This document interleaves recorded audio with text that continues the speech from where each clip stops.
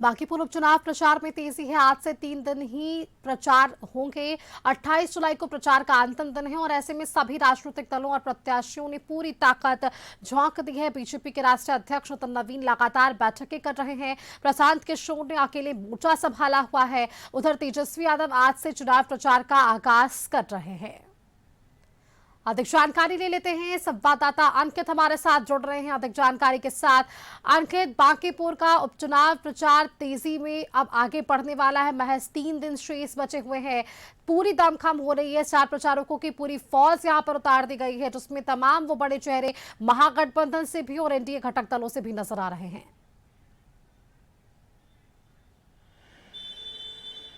जी बिल्कुल सुष्मिता, देखिए बांकीपुर विधानसभा उपचुनाव को लेकर के सभी पार्टियां जो है वो अपनी तैयारी तेज कर दी है।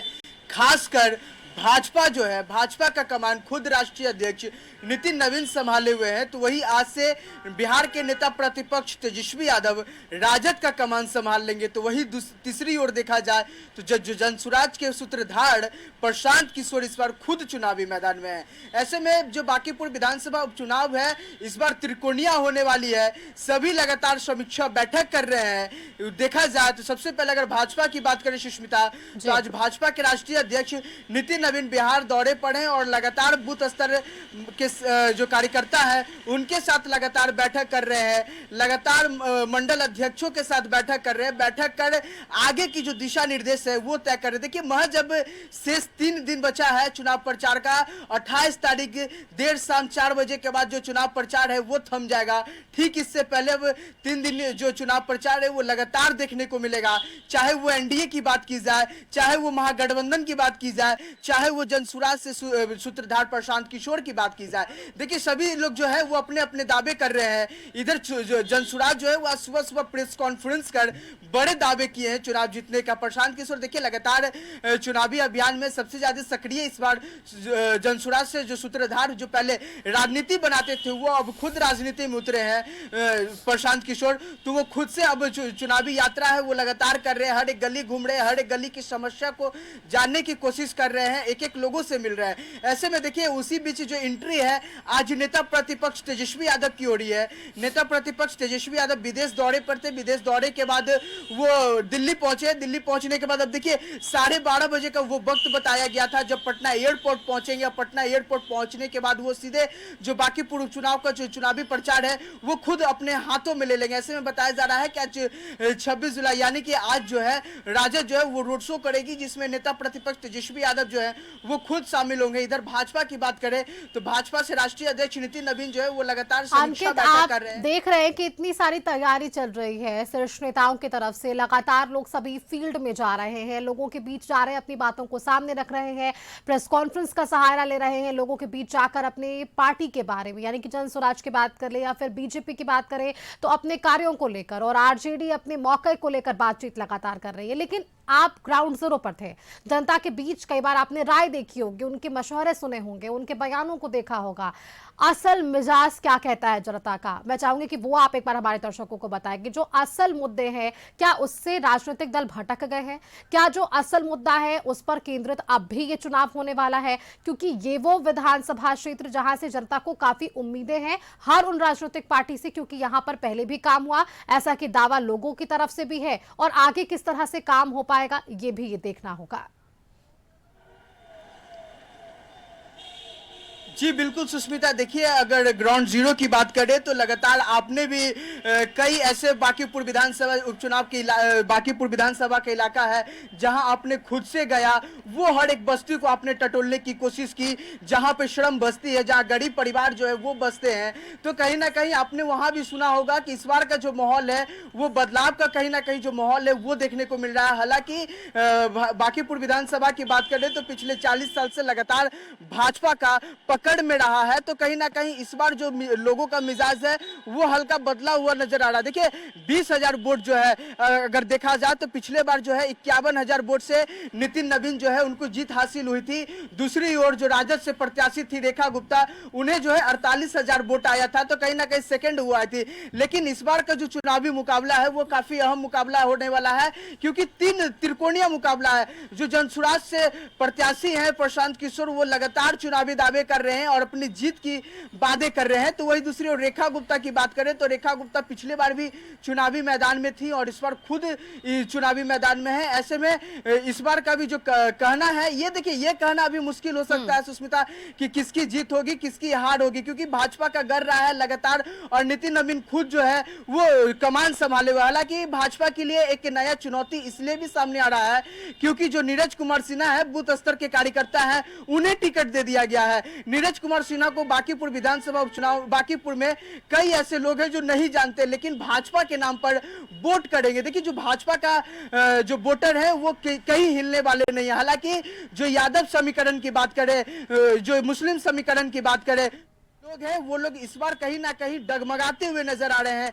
प्रशांत किशोर की ओर जो लहर है वो देखी जा रही है। जो एमओए समीकरण की बात होती है, क्योंकि रेखा गुप्ता की बात करें, रेखा गुप्ता भी वैश्य समाज से आती हैं। ऐसे में यह कहना मुश्किल होगा कि किसकी जीत होती है। हालांकि हमारे साथ अभी देखिए, हम बांकीपुर विधानसभा के एग्जीबिशन रोड इलाके में हैं, कुछ लोग हैं, उनसे भी जाने। खासकर देखिए, चाय पर चर्चा तो प्रधानमंत्री नरेंद्र मोदी भी करते हैं खासकर, और चाय स्टॉल हो तो वहां पर लगातार जो जनता है वो उनकी भीड़ रहती है।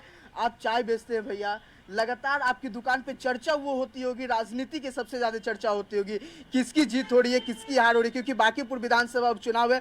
आपके चाय दुकान से क्या माहौल लगता है, किसकी जीत हो रही है इस बार? यहाँ पर वैसा तो कोई चर्चा भी नहीं हो रहा है। तो किसकी जीत? आप लोग बांकीपुर विधानसभा, बांकीपुर का हम यहाँ का रहने वाले नहीं हैं। चर्चा किसकी है?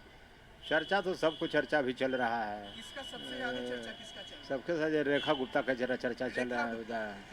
राजद से, हाँ, उनकी चर्चा चर्चा रहा है। करते हैं लोग, पीते हैं चाय, लोग खासकर तो बताते होंगे। हाँ, तो क्या लगता है कि भाजपा को इस बार टफ हो जाएगी सीट जीतना? क्या अभी तो हम कैसे बता सकते हैं भैया, एक अनुमान?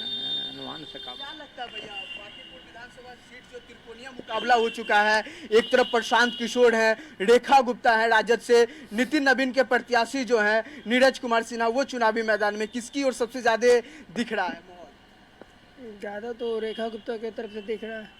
रेखा गुप्ता की तरफ? रेखा गुप्ता क्यों? भाजपा क्या कमी करती है? उनके राज में कहाँ इतना बेरोजगारी है, नौकरी मिल नहीं रहा, हम लोग पढ़ लिख के मारे जा रहे हैं, बस यही क्या। मतलब बदलाव का माहौल है। जी हाँ।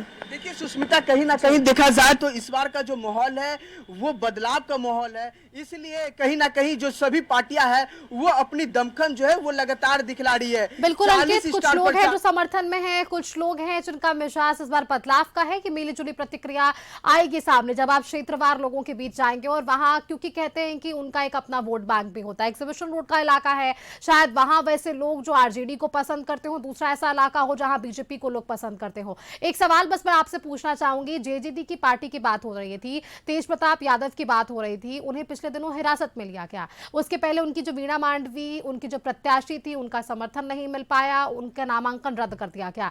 अब कल उन्होंने अपना समर्थन प्रशांत किशोर को दिया है। इसका क्या राजनीतिक समीकरण पर कोई भी असर पड़ता हुआ नजर आएगा? जी बिल्कुल सुष्मिता, देखिए राजनीति पे तो काफी असर होगा, क्योंकि जिस तरह से जेजेडी के जो राष्ट्रीय अध्यक्ष है तेज प्रताप यादव, वो अपने प्रत्याशी को चुनावी मैदान में उतारे थे, तो कहीं ना कहीं अगर उनकी प्रत्याशी चुनावी मैदान में रह जाती तो इस बार का जो मुकाबला है वो काफी और टफ हो जाता। क्योंकि मीना मांडवी की बात की जाए तो वो लगातार लोगों से जनसंपर्क कर रही थी, लोगों के बीच जाकर के काम करने की पहले से जो माहौल है वो लगातार बना रही थी। ऐसे में देखिए कुछ कारण रहा था, कुछ केस जो है उन पर पहले से चल रही थी, जिसके कारण वो चुनाव जो नामांकन है, नामांकन करने पहुंची, लेकिन उन्हें वहीं पर हिरासत में ले लिया गया। उसके बाद उनका नामांकन जो है वो रद्द कर दिया गया था। तो उसके बाद देखिए कई खबरें सामने निकल के आई थी कि तेज प्रताप यादव जो है फिर से महागठबंधन को सपोर्ट करेंगे, लेकिन आधिकारिक रूप से कल तेज प्रताप यादव प्रेस कॉन्फ्रेंस करते हैं, प्रेस कॉन्फ्रेंस कर वो जानकारी दिए थे कि अब प्रशांत किशोर का वो साथ देंगे। तो कहीं ना कहीं इस बार जो है प्रशांत किशोर की पलड़ा जो है वो अब भारी होती हुई नजर आ रही है। क्योंकि मीना मांडवी की बात करें तो मीना मांडवी के पास जो पर्सनल वोट है कम से कम 3000 का वोट जो है उनके पास है। तो अगर जेजेडी के जो अध्यक्ष है, राष्ट्रीय अध्यक्ष, वो अगर सपोर्ट करते हैं प्रशांत किशोर को, तो सोचिए कि 3000 वोट जो है उधर आ रहा है, 20,000 वोट जो है भाजपा कोटे से काट रहे हैं प्रशांत किशोर, क्योंकि भाजपा के कई समर्थन जो है वो प्रशांत किशोर के साथ शामिल हो गए। तो ऐसे में 20 उधर 23,000। अब पिछली बार की अगर बात करें तो पिछली बार प्रशांत किशोर के जो पार्टी से प्रत्याशी खड़े हुए थे उनका जो है लगभग 7400 वोट जो है वो सामने आया था। यानी कि कुल मिला के देखा जाए तो कहीं ना कहीं 30,000 जो वोट है वो प्रशांत किशोर के हाथों में आने वाला है। और पिछले बार जो मुकाबला रहा था महज 51,000 का रहा था। तो कहीं ना कहीं देखा जाए तो इस बार का जो मुकाबला है वो काफी टफ मुकाबला हो बिल्कुल चुका है। अंकित, आपने अच्छे तरीके से समझा है बांकीपुर के इस उपचुनाव को। यही वजह है कि आंकड़ों के साथ आपने बातचीत की और ये जरूर हमारे दर्शकों को बताया कि ना सिर्फ राजनीतिक समीकरण बल्कि जातीय समीकरण के साथ साथ समर्थन देना भी कितना अहम हो जाता है हर एक विधानसभा के चुनाव के लिए और उपचुनाव के लिए भी। बहुत शुक्रिया अंकित आपका हमारे साथ जुड़ने के लिए। आगे बढ़ते हैं।